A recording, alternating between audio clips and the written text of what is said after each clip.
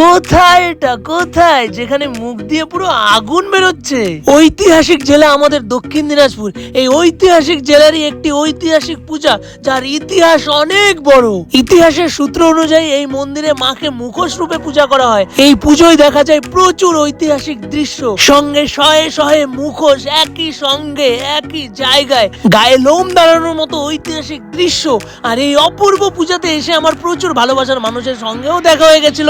সব মিলিয়ে একটি ঐতিহাসিক ব্লগ, তাই স্কিপ না করে পুরো ভিডিওটা দেখো।